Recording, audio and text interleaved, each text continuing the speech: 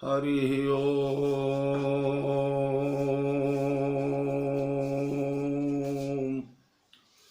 ओम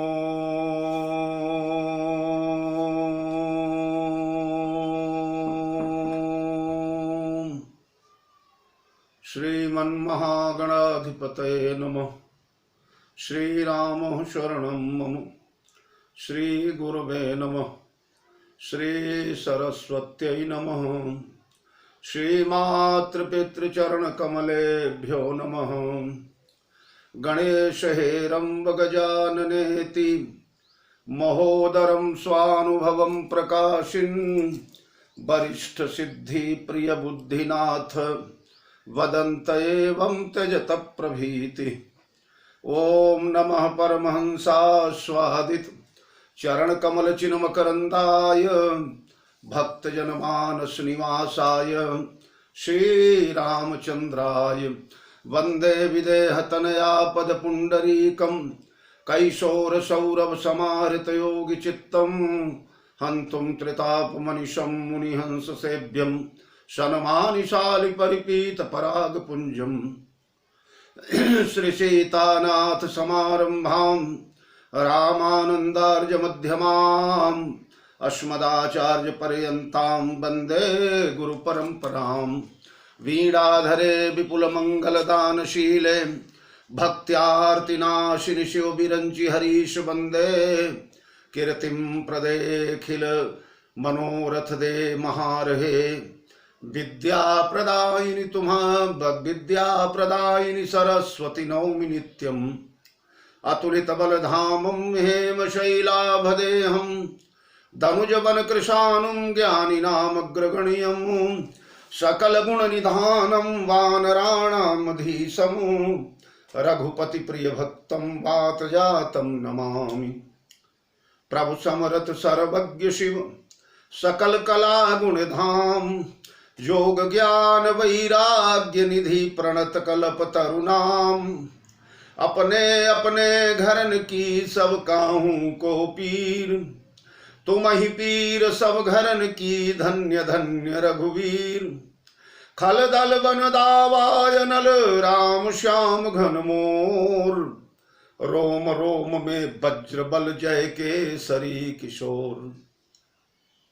जय कविता के गगन दिवाकर ज्ञान भक्ति के विमल प्रकाश पारिजात के पुष्पयाप हो जय गोस्वामी तुलसीदास।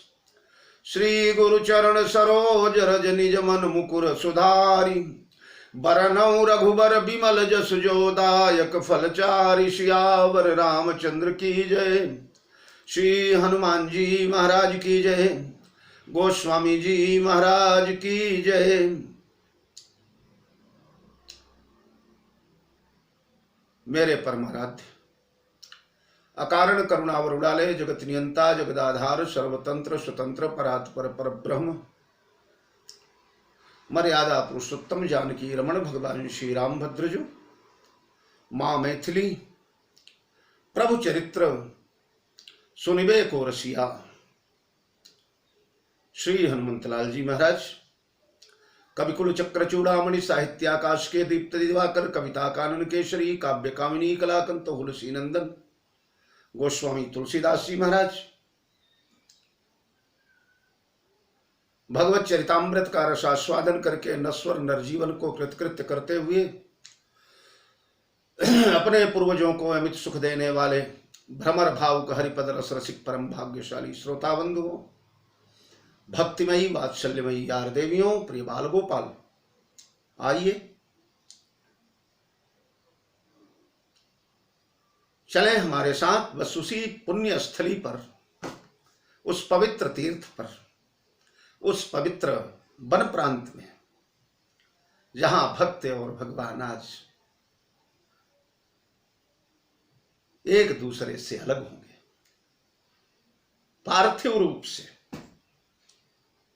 स्थूल रूप से सूक्ष्म रूप से तो दोनों सदा सर्वदा समान एक दूसरे से मिले हुए ही हैं पर शरीर की दृष्टि से एक दूसरे से पृथक होने की तैयारियां चल रही हैं। और उसी क्रम में जैसा मैंने बताया था आपसे, भगवान श्री रामभद्र जी ने भैया भरत को अपनी पादुकाएं प्रदान किया। वह पादुकाएं समस्त संकोच को त्याग करके प्रदान किया। कल के ही प्रवचन में आप लोगों ने सुना होगा, भरतशील गुरु सचिव समाजू, सकुच स्नेह विवश रघुराजू। गुरुदेव के सामने, मंत्रियों के सामने, अपने बड़े बुजुर्गों के सामने, अपने पितृवत महापुरुषों के समक्ष अपनी पादुका देना पूजन के लिए, इसका संकोच था। पर हमारे भगवान स्नेह के सामने सकोच को भी राम ही केवल प्रेम पियारा, जान ले जो जान निहारा। जहां अपना प्रेमी मिल जाए, अपना पूर्ण समर्पित भक्त मिल जाए, अपना शरणागत मिल जाए, वहां सारे नियम, सारे बंधन, सारी बाध्यताएं, सारी प्रक्रियाएं, सारी परंपराएं तोड़ने के लिए भगवान तत्पर रहा करते हैं। राम ही सेवक परम प्यारा। और वाल्मीकि के अनुसार कल मैंने आप लोगों से निवेदन किया ही था, गुरुदेव वाल्मीकि ने स्वयं भगवान श्री राम को आदेश दिया कि आप भरत को पादुकाएं प्रदान कर दीजिए। मानस में यद्यपि वो आदेश नहीं है, तो मानस के हिसाब से भगवान ने संकोच को त्याग करके स्नेह पर ज्यादा जोर दिया, स्नेह को ज्यादा मूल्य दिया। क्यों? इसलिए कि पादुका देने के तुरंत बाद जो चौपाई आई है, गोस्वामी जी लिखते हैं, चरण पीठ करुणा निधान के, जनुजुग जामिक प्रजा प्राण के। चरण पीठ करुणा निधान के, यहां करुणा निधान संबोधन दिया। चूंकि करुणा निधान है इसलिए स्नेह को ज्यादा प्रबल बना रहे हैं, इसलिए स्नेह का सम्मान ज्यादा है। करुणा निधान है इसलिए अपने जनों पर करुणा करना, अपने समर्पित भक्त पर द्रवीभूत होना, अपने भक्त के समस्त मांग मुरादों को पूर्ण करना, ये इनकी विवशता है। भगवान ने पादुका दिया, भैया भरत ने उस पादुका को सादर भरत शीश धर लीन। कल मैंने बताया ये पादुकाएं आधार, जहां आधार को भार समझा जाए वहीं राम राज्य अंकुरित होता है। वहीं श्री राम राज्य का प्रथम चरण तो आज ही प्रारंभ हो रहा है। साकेतवासी पूज्यपाद रामचरितमानस के बहुत बड़े मूर्धन्य विद्वान, मानस मर्मज्ञ, युग तुलसी पंडित रामकिंकर जी उपाध्याय ने अपने एक ग्रंथ में लिखा है, राम राज्य का प्रथम नागरिक केवट। केवट प्रथम नागरिक है, पर राम राज्य का प्रथम चरण चित्रकूट में उठाया गया भरत के द्वारा। जब भगवान श्री राम की पादुकाओं को सिर पर धारण किया गया, कल मैंने जैसा निवेदन कि दूसरे के पद में अपना पद डालने पर रावण राज्य का शुभारंभ होता है, और दूसरे के पद को शिरोधार्य कर लेने पर राम राज्य का शुभारंभ होता है। भैया भरत ने उसे सिर पर धारण किया। वाल्मीकि रामायण में इन पादुकाओं को हाथी के ललाट पर रखा गया, हाथी पर सवार किया गया है। प्रदक्षिणम चैव चकार राघवम, प्रदक्षिणम चैव चकार राघवम, चकार चैवोत्तम नाग मूर्धनि, चकार चैवोत्तम नाग मूर्धनि। नाग यानी हाथी के ललाट पर, हाथी के शीश पर रख करके इन पादुकाओं का गौरव दिया गया, सम्मान दिया गया। पर मानस के भरत, वाल्मीकि के भरत ने तो चकार चैवोत्तम नाग मूर्धनि के बाद खूब वार्तालाप किया है भगवान से, खूब बातचीत हुई है, भरत जी बोले। पर मानस के भरत पादुका मिल जाने के बाद नहीं बोले ना, पादुका के बाद एक शब्द भरत ने नहीं बोला, मौन हो गए। क्यों? इसलिए कि वाल्मीकि के भरत को हो सकता है पादुकाएं दिखी हूं, इसलिए सीताराम को इनसे अलग मानकर उनसे वार्तालाप किया। पर रामचरितमानस के भरत ने तो इन्हीं पादुकाओं को सजीव सीताराम मान लिया है। उनके दृष्टि में तो सीताराम अब चित्रकूट में है ही नहीं। भरत मुदित अवलंब लहेते, अस जस सुख जस सिया राम रहते। भरत को तो ऐसा ही लगता है जैसे श्री सीताराम बस हमारे सिर पर आ गए। श्री सीताराम अयोध्या चल रहे हैं हमारे साथ।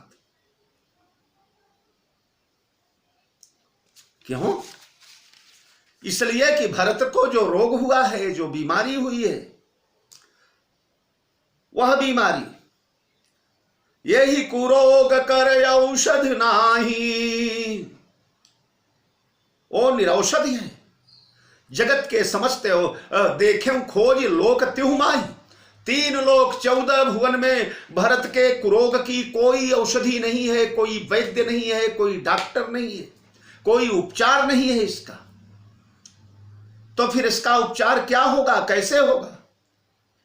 तो बोले मिटई कुरोग राम फिर आए। एक रोग तो केवल तब मिट सकता है जब भगवान श्री रामभद्र अयोध्या वापस आ जाए, अयोध्या लौट आए।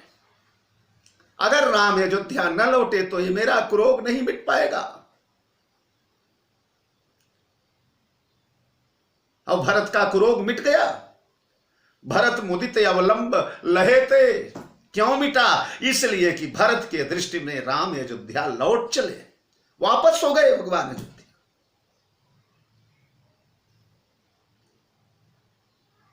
अयोध्यावासी भी बिना राम के न जीवित रहते।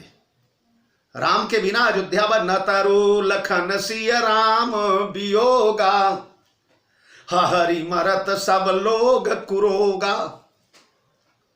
तो इस कुरोग की महाऔषधि यही भगवान की पादुकाएं। मानस के भरत ने सिर पर इन पादुकाओं को ले लिया। श्री सीताराम मानो शिरोधार्य हो गए, सिर पर आ गए।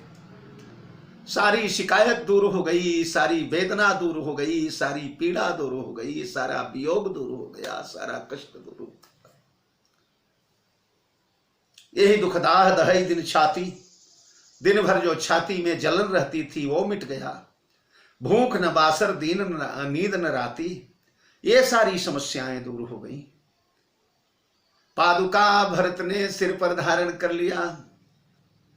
जैसा मैंने कल निवेदन किया था, अपने भक्त को संतुष्ट करने के लिए, अपने भक्त की संतुष्टि के लिए, उसके पुष्टि के लिए हमारे भगवान श्री सीताराम का पादुका अवतार चित्रकूट में हो गया।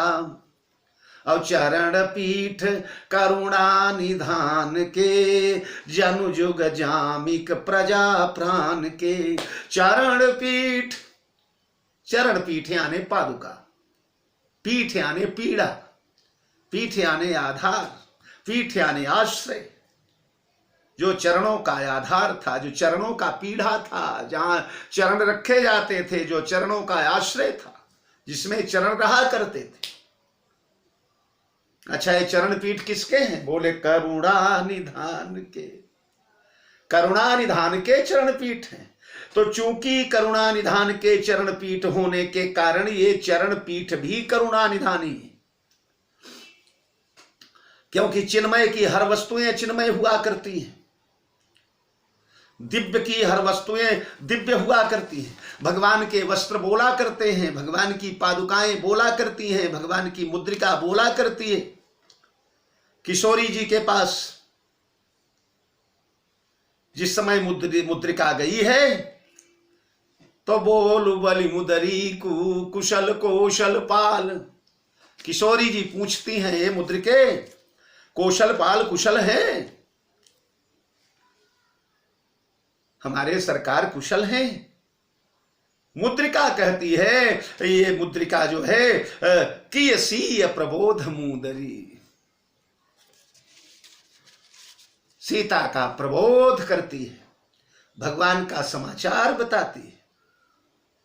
किशोरी जी के चरणों में जो घुंघरू, जो उनके चरण के पायजेब में, चरण के पायल में जो छोटे छोटे छोटे छोटे घुंघरू बंधे हुए हैं, जिस समय विदाई होने लगती है, सासू जी के समक्ष, पतिदेव के समक्ष आज तक वार्तालाप नहीं किया है विदेह वैजयंती ने, विदेह नंदिनी ने सासू के समक्ष पति से आज तक बोला नहीं है। पहली बार बोलने का अवसर आया है, संकोच में डूबी हुई है, संकोच ग्रस्त सीता। गोस्वामी जी कहती हैं, चारु चरण लख नख लेखति धरनी, चारु चरण नख लेखति धरनी, अरे नूपुर मुखर मधुर कवि बरनी। जब चरण के अंगूठे से धरती को लिखने लगी, धरती पर रेख खींचने लगी, संकोच बस, ये स्त्री का सहज स्वभाव है, स्त्रिया स्वभाव है। जब धरती पर चरण से कुरेदने लगी तो जो पायजेब हैं, जो पायल हैं चरण के, उनके घुंघरू रुंझुन रुंझुन रुंझुन रुंझुन धीरे धीरे मधुर मधुर बोलने लगे। और जब बोलने लगे तो गोस्वामी चरण, दुनिया सुने न सुने पर जिसने आत्मा भगवान में जोड़ दिया है, प्राण भगवान में जोड़ दिया है, जो उस कथा के साथ यात्री बने हुए हैं, केवल कवि नहीं है कलयुग के, त्रेता में बैठ करके उस कथा को आंखों देखा हाल देख रहे हैं, उन कवि कुलचक्र चूड़ामणि गोस्वामी पाद ने सीता जी के उन पायजेब के घुंघरुओं के मधुर स्वरों को पकड़ लिया। और गोस्वामी जी कहते हैं, घुंघरू क्या बोल रहे, बोले मानहु प्रेम बस बिनती करही, हम ही सी पद जनि परिहरही। ये मानो घुंघरू हाथ जोड़ करके सीता जी से कहते, हे देवी, हे महामाए, हे जानकी, आपका वनवास होने जा रहा है, आपका वनवास होगा तो आपसे सारे आभूषण उतरवा लिए जाएंगे, सीधे साधे तापस वेश में आप लोगों को प्रस्थान करना है। तो किशोरी जी जिस समय आभूषण उतारने लगे तो हम ही सी पद जनि परिहरही, और आभूषण चाहे उतार दे पर हमें अपने चरणों से दूर मत करियो, अपने चरण से हमें पृथक मत करिएगा। तो चिन्मय की, चैतन्य की हर वस्तुएं चैतन्य होती हैं, इसलिए अगर राम करुणा निधान है तो ये पादुकाएं भी करुणा निधान है। तो चरण पीठ करुणा निधान के, जानु जुग जामिक प्रजा प्राण के। ये दोनों चरण पीठ है, दोनों चरण पादुकाएं, ये क्या है? गोस्वामी चरण कहते हैं, जानु जुग जामिक प्रजा प्राण के। ये जुग जामिक है, जुग माने दो, जामिक माने याम, जामिक माने पहरुआ, जामिक माने चौकीदार, जामिक माने रखवाले। तो ये दो हैं, इसलिए अष्टयाम, 8 याम होते हैं। 8 यामों में 4 याम एक करेगा पहरेदारी, 4 याम एक करेगा, यानी एक दिन में रक्षा करेगा, एक रात्रि में रक्षा करेगा। खैर तो लौकिक पहरेदारों की चर्चाएं हैं, ये अलौकिक पहरेदार है, अप्राकृत है, इसलिए दोनों दिन रात एक साथ चौकीदारी करेंगे। जानू जो किसकी चौकीदारी करेंगे? देखो, जिसके दरवाजे पर चौकीदार लगा दिए जाते हैं ना, चौकीदार चौकसी में लग जाते हैं, वो घर से बाहर नहीं निकल पाता। तो किसकी चौकीदारी में जा रहे हैं? बोले जानू जुग जामिक प्रजा प्राण के। ये प्रजा के प्राण के जुग जामिक हैं, प्रजा प्राण के 2 चौकीदार हैं। या जानू युग जामिक प्रजा प्राण के, प्राणवत प्रजा के चौकीदार हैं। ये अयोध्या की प्रजा हमारे सरकार के प्राण के समान प्रिय है। ये अयोध्या वाले प्राण समान राम प्रिय जे ही। ये अयोध्या के भरत, तुम रघुबर ही प्राण होते प्यारे। तो प्राणवत प्रजा के 2 चौकीदार हैं, पहला भाव। दूसरा भाव, प्रजा के प्राण के 2 चौकीदार हैं। और फिर तीसरा भाव, जानु जुग जामिक प्रजा प्राण के। ये प्रजा के प्राण के दो चौकीदार हैं। तो प्रजा का प्राण क्या है? प्रजा का प्राण क्या है? अयोध्या की प्रजा का प्राण पहले चाहे जो रहा हो सकता है पहले राम ही थे। प्राण प्राण के जीव सुख के सुख राम। पर जब भैया भरत नाना के घर से आए और जिस दिन भरत ने निर्णय लिया कि हम अब चलेंगे राम को मनाने, तो चलत प्रात चलब प्रात लखनीर नवनी के, अरे भरत प्राण प्रिय भय सबही के। तत्काल सबके प्राणों के प्रिय भैया भरतलाल हो गए। तो जानु जुग जामिक प्रजा प्राण के, ये प्रजा के प्राण के चौकीदार हैं। प्रजा के प्राण यानी भरत के चौकीदार हैं, भरत के प्राणों के रखवाले हैं। भरत के प्राण 14 वर्ष इनके कारण नहीं जाने पाएंगे। क्यों? क्योंकि भरत प्राण प्रिय भय सबही के। समस्त प्रजा के प्राण प्रिय भरत हैं। मैया कौशल्या के प्राण प्रिय भरत हैं, कैकेयी के प्राण प्रिय भरत हैं, वशिष्ठ के प्राण प्रिय भरत हैं, वामदेव जाबाली सुमंत्रादि के प्राण प्रिय भरत हैं, मंथरा सुमित्रा आदि के प्राण प्रिय भरत हैं। और भगवान राम के भी प्राण प्रिय भरत हैं। भरत प्राण प्रिय पावई राजू, विधि सब विधि हम मोहि सन मुख आजू। भरत प्राण प्रिय। भरत सबके प्राण प्रिय हैं, इसलिए सबसे अधिक आवश्यकता भरत के प्राणों को सुरक्षित करने की है। प्राचीन कथाओं में सुना जाता है ना कि एक कोई राक्षस था और राक्षस के प्राण किसी तोते में बसा करते थे, किसी तोते में बसा करते थे। और उस राक्षस को मारने का राजा ने, राजकुमारों ने लाख प्रयास किया, लाख अस्त्र शस्त्र चलाए, वो राक्षस मरता ही नहीं। तब किसी महात्मा ने बताया कि ऐसे नहीं मरेगा, इसके प्राण वो तोते में रहा करते हैं, इसलिए तोते को मारो, ये अपने आप मर जाएगा। तो लोग खोजते खोजते खोजते खोजते उस स्थान पर गए जहां तोता पिंजरे में बंद था। जाकर पिंजरा खोला, पिंजरा खोल करके तोते की गर्दन पकड़ा।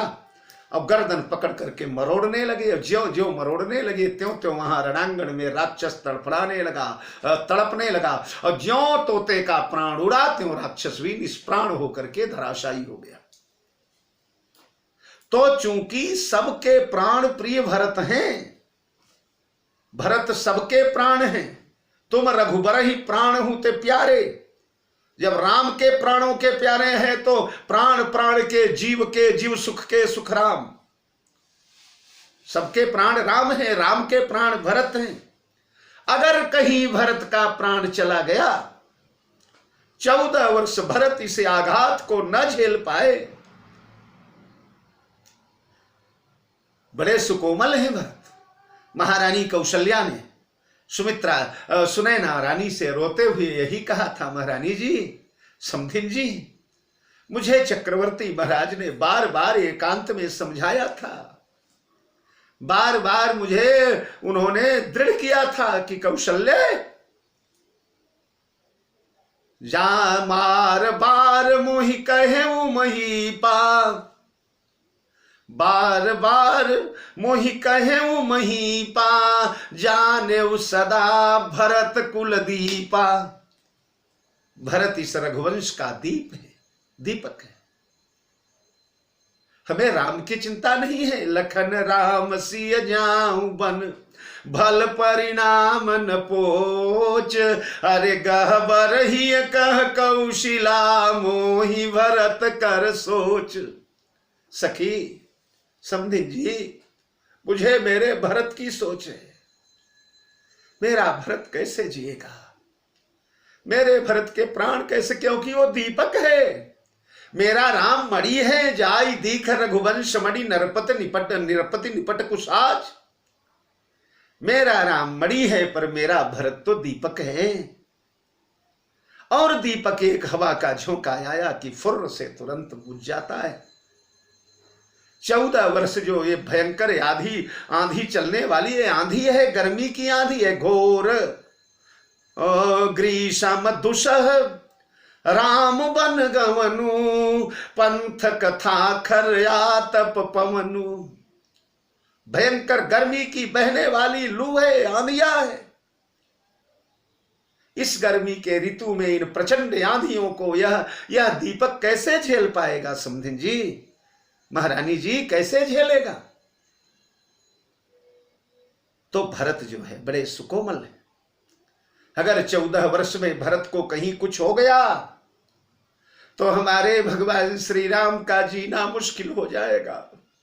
सुनते ही भगवान श्री राम प्राण त्याग देंगे, और राम के प्राण त्यागते ही लक्ष्मण का एक क्षण रहना है संभव है। और राम लक्ष्मण न रहे तो सीता कहां से रहेगी, और ये न रहे तो पूरे अयोध्या के पुरजन परिजन कुटुंबी कुल सब मर जाएंगे, कोई नहीं बचेगा। इसलिए 14 वर्ष भरत के प्राणों की सुरक्षा संरक्षा करना बड़ा आवश्यक है। और उसके लिए एक नहीं जनु जुग जामिक प्रजा प्राण के 2 जामिक भेजे गए, 2 चौकीदार भेजे गए।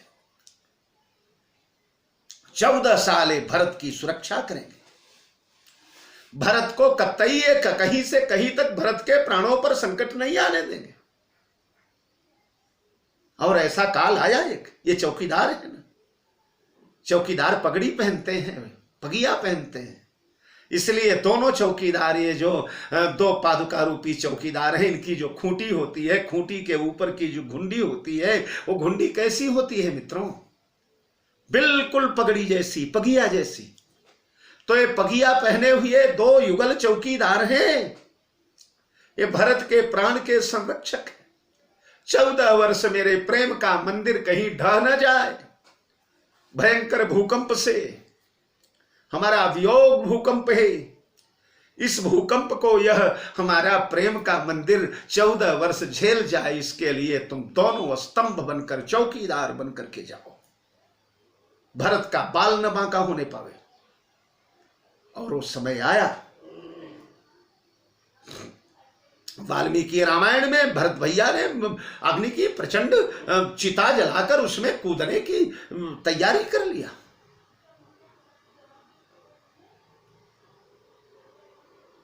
चौदह वर्ष से एक दिन बीतने को आ गए। सूर्य नारायण अस्ताचल की ओर बढ़ते चले जा रहे हैं। और भरत भैया बिलखने लगे, कारण कवन नाथ नहीं आयो, जानी कुटिल की धोमो ही बिसरायो, अह धन्य लक्ष्मण बड़ भागी, राम पदार बिंद अनुरागी, कपटी कुटिल मोहि प्रभु चीना, ताते नाथ संग नहीं लीना, जौ करनी समुझई प्रभु मोरी, नहीं निस्तार कल्प सत कोरी, बीते अवधि रहि जऊ प्राणा, अधम कवन जग मोहि समाना। अवधि बीत रही है और ये प्राण पता नहीं किस मोह से अभी इस शरीर में टिके हुए हैं। ए प्राण निकलो। और ऐसा कह करके प्रचंड जलती हुई चिता में छलांग लगा दिया। और ज्यों चिता में छलांग लगाया कूदे, त्यों बड़े मोटे मोटे तंदुरुस्त पहलवान दोनों तरफ से भरत की दोनों भुजाओं को, दोनों बाहों को पकड़ लिए, पकड़ करके पीछे लौटा लाए। भरत ने देखा 2 बड़े बड़े मल्ल, 2 बड़े बड़े योद्धा भुजाओं को पकड़ करके घसीट रहे पीछे की ओर। भरत ने कहा, छोड़ो, तुम कौन हो, मुझे क्यों रोक रहे हो, तुम्हारा क्या लेना देना, छोड़िए मुझे, मैं मरूंगा नहीं। दोनों पहलवानों ने कहा, हम आपको मरने नहीं देंगे कैकेयी नंदन, हमारे रहते हुए आप कैसे मर जाएंगे। भरत ने कहा, कौन हो तुम लोग। दोनों ने मुस्कुराते हुए कहा, भरत तुम्हें मालूम नहीं हम कौन है, कौन हो? हम नहीं जानते तुम्हें। दोनों ने कहा, कैकेयी नंदन, हम दोनों भगवान की दोनों पादुकाएं, और प्रभु ने आपके प्राण की रक्षा करने हमें भेजा है। जब तक श्री रामभद्र का यहां पदार्पण नहीं होता तब तक तुम्हें हम मरने नहीं देंगे। और हे भरत, हम पादुकाएं, हम चौकीदार बन के आए हैं जनुजुग जामिक प्रजा प्राण के। 14 वर्षों तक तुमने हमारे आदेश का पालन किया है। अयोध्या का कोई भी कार्य बिना मेरे आदेश के आपने नहीं किया। 14 साल नित पूजत प्रभु पांवरी, प्रीति न हृदय समात, मागी मागी आयस करत राज काज बहुभात। 14 साल हर कार्य, छोटे मोटे कार्य हमारे आदेश से किया तुमने। तो आज प्राणोत्सर्ग जैसा महान कार्य बिना मेरे आदेश के कैसे कर सकते हो? मुझसे पूछा तुमने। हम नहीं मरने देंगे आपको। भरत ने कहा, तो 14 वर्ष का आखिरी दिन समाप्त हो। वो पादुकाओं ने कहा, अभी समाप्त कहां हुआ है, अभी तो सूर्य प्रस्थान कर रहा है, समाप्त होने दो तब देखेंगे। समाप्त होने के पहले पहले प्रभु आ रहे हैं भरत। तो ये चरण पीठ करुणा निधान के, जनु जुग जामिक प्रजा प्राण के। एक चरण पीठ, एक पादुका श्री राम है, एक पादुका किशोरी जी श्री सीता जी है। मानस के कई विद्वान कहते हैं कि एक पादुका जो राम है वो अयोध्या के पुरुषों की रक्षा करेंगे, और जो सीता बनकर के आई है वो अयोध्या के स्त्रियों की रक्षा करेंगे। पुरुष स्त्री दोनों सुरक्षित रहेंगे। एक पादुका कुलजनों की रक्षा करेगी और एक पादुका पुरजनों की रक्षा करेगी। तो जनुजुग जामिक प्रजा प्राण के, संपुट भरत स्नेह रतन के।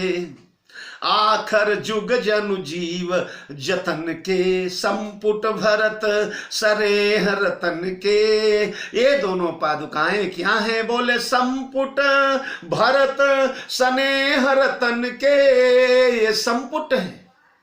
संपुट माने डिब्बा, डिबिया, संदूक। संपुट में 2 तल होते हैं।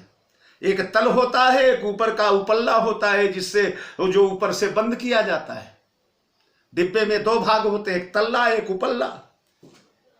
तो एक पादुका तल्ला है, एक पादुका उपल्ला है। पादुका के दोनों तलों को अगर एक में मिला दीजिए तो बिल्कुल ऊपर का डब्बा और नीचे का तल्ला दोनों बन जाएगा। दोनों पादुका के भाग जब एक करेंगे यहाँ पे से, और इसी के बीच में संपुट भरत स्नेह रतन के, भरत के स्नेह रूपी रत्न के लिए भगवान ने संपुट दे दिया। संपुट में जब रत्न रखा जाता है, किसी डिब्बे में, किसी मंजूषा में जब रत्न रखा जाता है तो सुरक्षित रहता है, स्वच्छ रहता है, निर्मल रहता है, उसमें मल नहीं लगने पाता, उसमें किसी प्रकार का मैल नहीं लगने पाता। तो भरत का स्नेह हीरा है, हीरा है। इस हीरे को बाहर नहीं रखना चाहिए। हीरे को बिल्कुल गुप्त रखना चाहिए, डिब्बे में रखना, तिजोरी में रखना चाहिए, संदूक में रखना चाहिए। तो भरत के स्नेह रूपी रत्न को, स्नेह रत्न है। हाँ, स्नेह माने प्रेम, प्रेम रतन धन। सबसे महगो प्रेम रतन धन, कोई कोई बिरला पावे। यह प्रेम रतन सबसे बड़ा महंगा धन है, किसी किसी बिरले को मिल जाता है। और जिसे सबसे महगो प्रेम रतन धन, कोई कोई बिरला पावे। जो पावे तही कहत संतवित पर ब्रह्मपति आवे। जिसे मिल जाता है उसी के लिए पर ब्रह्मपति आता है। ब्रह्म उसी के आगे पीछे घूमता है। हाँ, सबसे ऊंची प्रेम सगाई, प्रेम के बसे अर्जुन रथ हाके, भूली गई ठकुराई। हाँ, दुर्योधन घर मेवा त्यागे, साग विदुर घर खाई, सब ते ऊंची प्रेम सगाई। तो भरत का प्रेम रत्न है, भरत का स्नेह रत्न है, भरत का मत्व रत्न है। इस स्नेह रूपी रत्न को इसे छिपा कर रखना चाहिए, और भरत का स्नेह रत्न छिपा ही रहता है।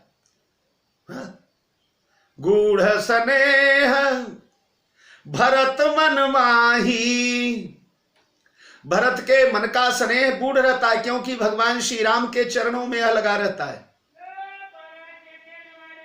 राम चरण पंकज मन जासु, अरे लुबुध मधुपैव तजई न पासु। राम के चरणों में सर्वदा मिल करके घुल मिल जाता है, इसलिए जगत को दिखाई नहीं पड़ता। राम चरण रूपी संकट में संपुट में सर्वदा यह रत्न छिपा रहता है। गूढ़ स्नेह भरत मन माही। लेकिन वो जब राम के चरण दूर हो गए, राम के चरण निकल गए, तो यह गूढ़ स्नेह डिब्बे से बाहर हो गया, मंजूषा से बाहर निकल गया, संपुट से बाहर निकल गया और छलकने लगा चारों दिशाओं में।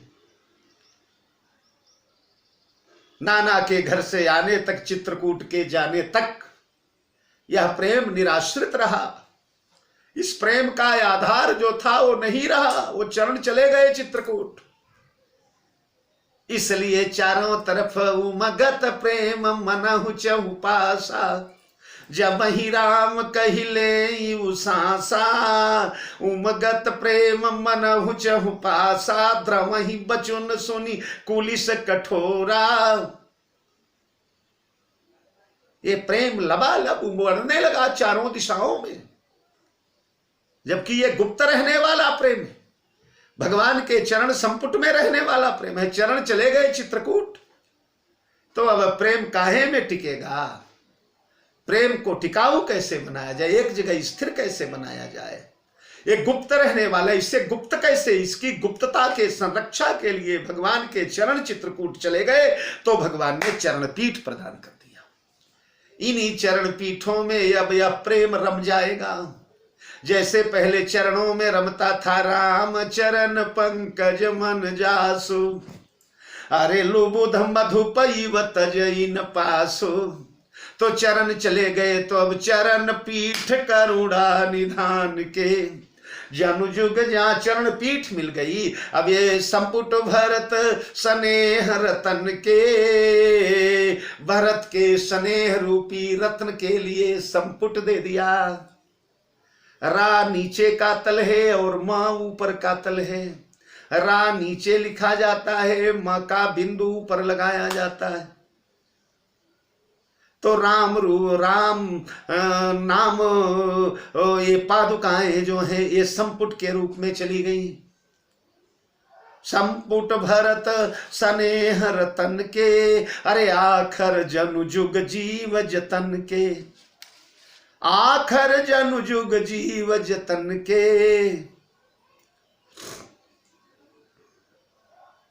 ये जीव के जतन के दो अक्षर हैं। जीव का जतन, जतन क्या है? जतन ही मोक्ष है। जीव मोक्ष का जो जतन करता है, मोक्ष का जो प्रयास करता है, उस मोक्ष के प्रयास के आधार ये दो अक्षर हैं। कौन कौन? राय और मां। ये राम नाम के दो अक्षर जो हैं, ए आखर मधुर मनोहर दो,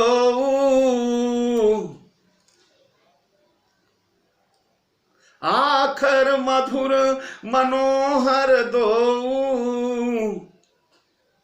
ए राय और मां एक मधुर है और एक मनोहर है। राम मधुर है और मां मनोहर है। यही जतन कर करके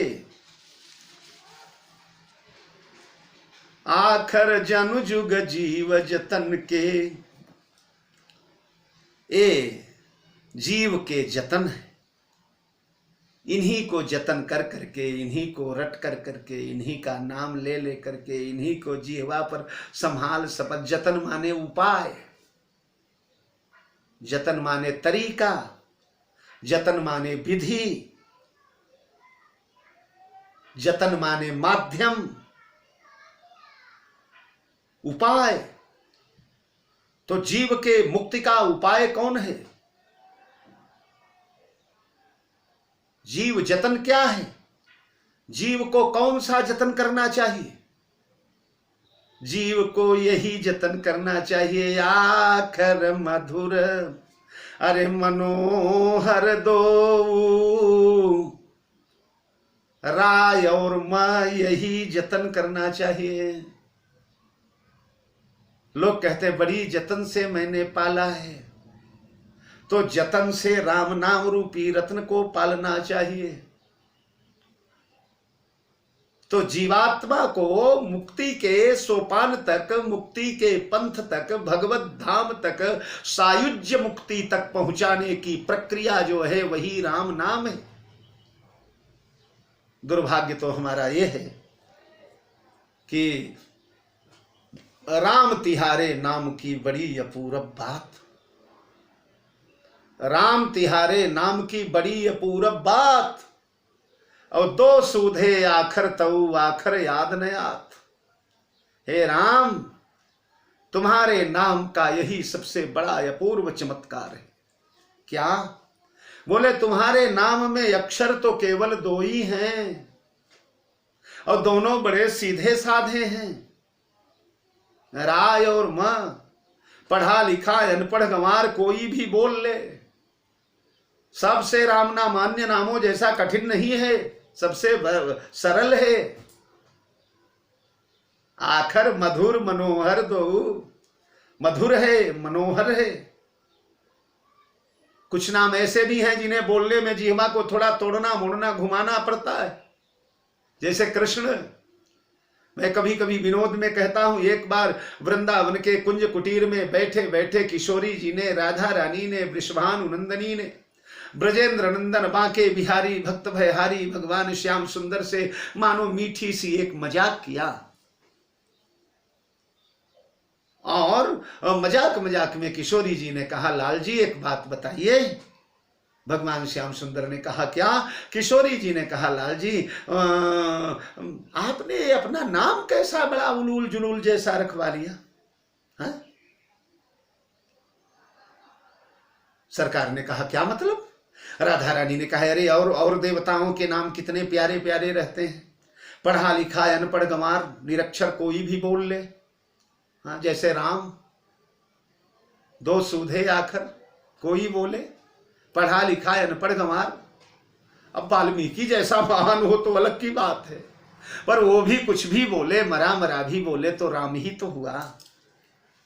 तो राम है, शिव है, गणेश है, महेश है, ऐसे सीधे सीधे नाम ले रख लेना था कोई।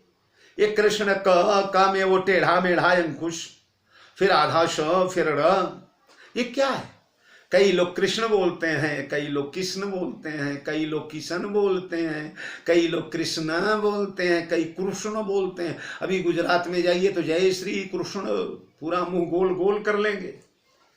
बंगाल में जाइए तो कृष्णा, कृष्ण नहीं बोलते।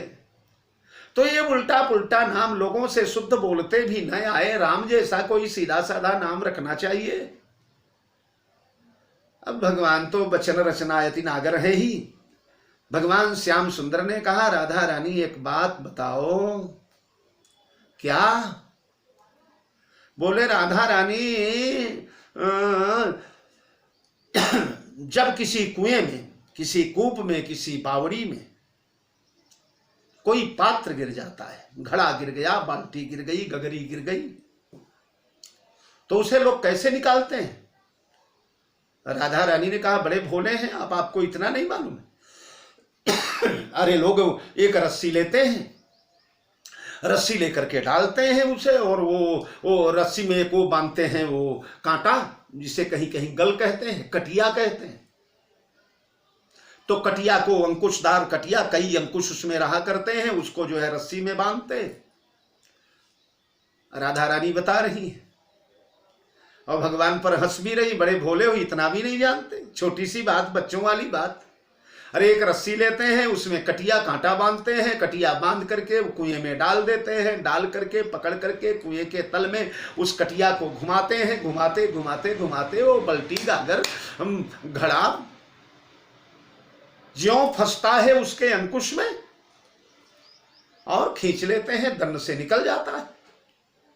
भगवान हंसे, भगवान ने कहा राधा रानी ये संसार ही कूप है, संसार ही कुआं है, यह चरित जगाओ हरिपद पाओ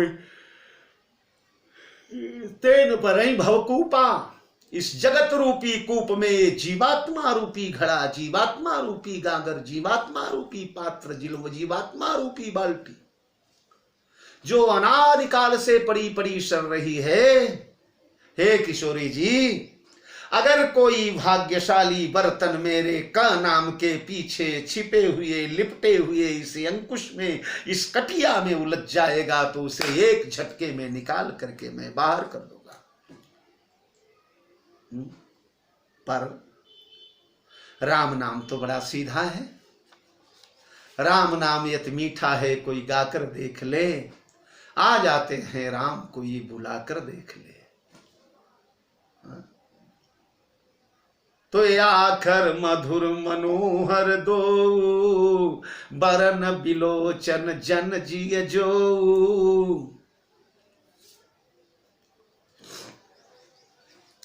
तो ये जतन है राम नाम, तो आखर जनु जुग जीव जतन के।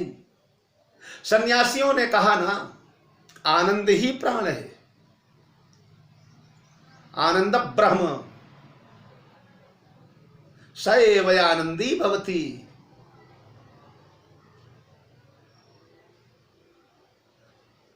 आनंद ही प्राण है, आनंद प्राण वर्धते। प्राण की वृद्धि आनंद से होती है। तो आनंद का एक नाम हर्ष है। हर्ष में 2 अक्षर होते हैं। तो ये जीव के सुख के लिए, जीव के रहन के लिए, जीव की सुरक्षा के लिए हर्ष के समान है, हर्ष है। पर खैर ये तो लंबी चौड़ी खींचने खांचने वाली अर्थ की बातें,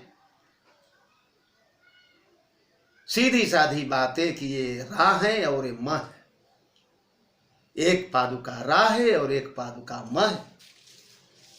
ये जीव के जतन हैं, इसी जतन को करना चाहिए, बड़े जतन से करना चाहिए इस जतन को।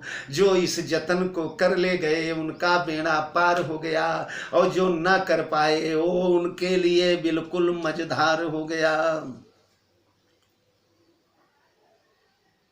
तो आखर जुग जनु जीव जतन के, कुल कपाट कर कुशल कर्म के, विमल नयन सेवा सुधर्म के। कुल कपाट कर कुशल कर्म के, ये कुल के लिए कपाट है। कुल माने हमारा वंश जो है, हमारा परिवार, भैया शत्रुघ्न, तीनों बहुएं, भैया कौशल्या, कैकेयी, सुमित्रा, और परिवार के जितने लोग हैं उनके प्राणों की रक्षा के लिए किवाड़ के पल्ले हैं, कपाट हैं, किवारी हैं। और किवाड़ लगा करके बाहर से अर्गला लगा दो तो अंदर वाला आदमी बाहर नहीं जा सकता। तो परिवार के लोगों की प्राण रक्षा के लिए कपाट के समान हैं। और कर कुशल कर्म के, कुशल कर्म करने के लिए कर के समान है, हाथ के समान है। एक दाहिना हाथ है और एक बायां हाथ है। रा दाहिना हाथ है और म बायां हाथ है। ये क्या है? ये बोले हाथ हैं। क्या करने के लिए? बोले कुशल कर्म करने के लिए। या ये कुशल को हाथ के साथ भी लगा सकते हैं। कुशल हाथ हैं, प्रवीण हाथ हैं, चतुर हाथ हैं, काहे के लिए? बोले सत्कर्म करने के लिए। सत्कर्म काहे से होता है? करेण कर्म, कर से कर्म होता है। बिनु पग चलई सुनई बिनु काना, कर बिनु कर्म करई विधि नाना। खैर ये तो निर्गुण ब्रह्म के लिए, भगवान के लिए, ये भगवत्ता का वैभव है। पर जीव मात्र के लिए तो कर से कर्म करई विधि नाना, ऐसा होगा ना। कर बिनु कर्म करई विधि नाना, ये तो ब्रह्म की बात है। पर जीव के लिए करते कर्म करई विधि नाना। तो कर्म करने के लिए कर होना चाहिए, हाथ होना चाहिए। 14 वर्ष अयोध्या के सुरक्षा के संरक्षा के लिए, अयोध्या के लोगों के उदर पोषण के लिए, अयोध्या के योगक्षेम के लिए, अयोध्या के सीमाओं की सुरक्षा के लिए, अयोध्या के समस्त कार्यों के संपादन के लिए ये कुशल हाथ के समान हैं। बड़े प्रवीण हाथ हैं। जिस काम में लगेंगे उसको कर ही डालेंगे। तो हमारा कुल जो है, हमारा वंश जो है, हमारे प्यारे रघुवंश के लिए, रघुवंश की रक्षा के लिए ये किवाड़ है। और समस्त सत्कर्मों को करने के लिए ये हाथ है, प्रवीण हाथ।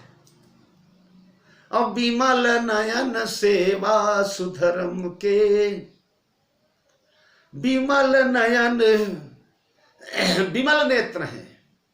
काहे के लिए? बोले सेवा सुधर्म के, सेवा रूपी सुधर्म को करने के लिए विमल नेत्र है। सेवा से बड़ा कोई सुधर्म नहीं है। सेवा सबसे बड़ा धर्म है। सेवा धर्म कठिन जग जाना, या सिर भरी जाऊं उचित यस मोरा। अरे सब ते सेवक धर्म कठोरा। तो सेवा धर्म सबसे बड़ा कठोर है। उस सेवा धर्म को जानने और पहचानने के लिए दिव्य नेत्रों की, विमल नेत्रों की आवश्यकता है। अगर सेवक के नेत्र समल होंगे, अगर सेवक के नेत्रों में मल का किंचित भी लेश होगा, मल की दुर्गंध होगी, मल की कालिमा होगी, स्वार्थ होगा, काम होगा, क्रोध होगा, ईर्ष्या होगा, राग होगा, द्वेष होगा, अहंकार होगा, चल होगा, छिद्र होगा, असूया होगा, स्वार्थ वृत्ति होगी दृष्टि में, तो सेवा नहीं हो पाएगी। सेवक को अपना सर्वस्व समर्पित करना पड़ता है। तो सेवा के लिए सेवक के नयन विमल होना चाहिए। वह है ना, उघरई विमल बिलोचन ही के, मिटई दोष दुख भौर जनी के। जब तक विमल बिलोचन नहीं जागृत होंगे, विमल बिलोचन नहीं उघरेंगे, तब तक किसी प्रकार से सेवा नहीं हो पाएगी। तो सुधर्म रूपी सेवा के लिए सेवा धर्म कठिन जग जाना, विमल नयन सेवा सुधर्म के। सेवा ही जीव का सुधर्म है, भक्त का, दास का सुधर्म है। उस सेवा रूपी सुधर्म को पहचानने के लिए दिव्य नेत्रों की आवश्यकता है। यहां देखिए, इन चरण पादुकाओं को 3 स्वरूपों में विभक्त किया गया।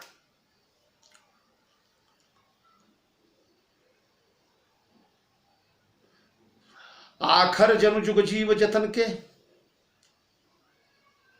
संपुट भरत स्नेह रतन के, आखर जनु जुग जीव जतन के, विमल नयन सेवा सुधर्म के, कुल कपाट कर कुशल कर्म के। तो कुल कपाट और जनु जुग जामिक, यानी 2 चौकीदार। ये 2 चौकीदार हैं, ये 2 किवाड़े हैं, और ये विमल नयन सेवा रूपी सुधर्म के 2 नेत्र हैं। 2 नेत्र दो चौकीदार, दो किवाड़ के पल्ले।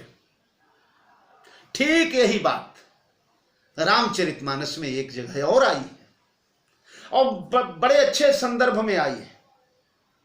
अंजनानंद वर्धन पौरुष पराक्रम के पावन प्रयागराज रामदूत श्री हनुमंत लाल जी महाराज विदेह वैजंती भगवती भास्वती जानकी का शुभ समाचार लेकर के जिस समय रामादल में पधारे और भगवान श्री राम ने पूछ लिया कि सीता कैसे जीवित हैं, रहती करती कहु तात के ही भांति जान की, रहती करती रक्षा स्व प्राण की। हे हनुमान, हे मारुति, मेरी जानकी मेरी सीता कैसे रहती करती रक्षा स्व प्राण की, लंका में कैसे रहती हैं और स्व प्राण की रक्षा कैसे करती हैं, प्राण कैसे बचाती हैं। क्योंकि जब वनवास होने लगा तब तो उन्होंने कहा था कि तन प्राण की केवल प्राणा, अगर आप ले चलेंगे प्रभु तो तन और प्राण दोनों चलेंगे, शरीर और प्राण दोनों आपके साथ साथ जाएंगे।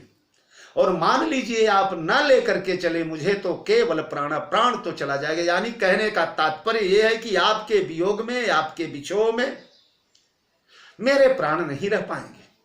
तो फिर सीता इतने दिनों से प्राण रक्षा करती कैसे हैं, उनके प्राण बचे कैसे हैं, महीनों गुजर गए। तो हनुमान जी ने बस यही जो तीन चीजें हैं, कपाट, पाहरू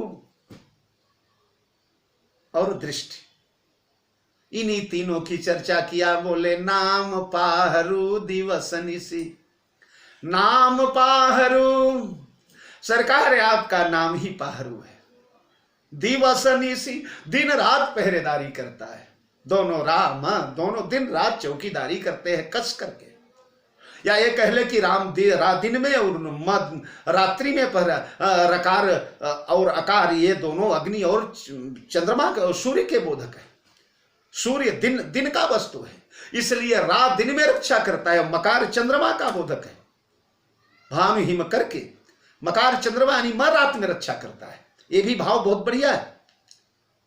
तो राय और म ये दोनों नाम पाहरू, ये दोनों पहरेदार हैं। आखर जनु जुग जीव जतन के, जुग जनु जुग जामिक प्रजा प्राण के, जामुक यानी पहरेदार।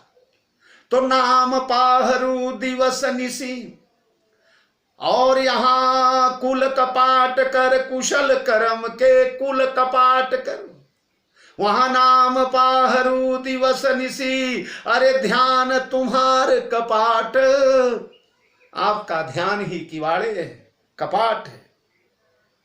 और यहां विमल नयन सेवा सुधर्म के, यहां नेत्र की चर्चा सेवा सुधर्म के लिए आई।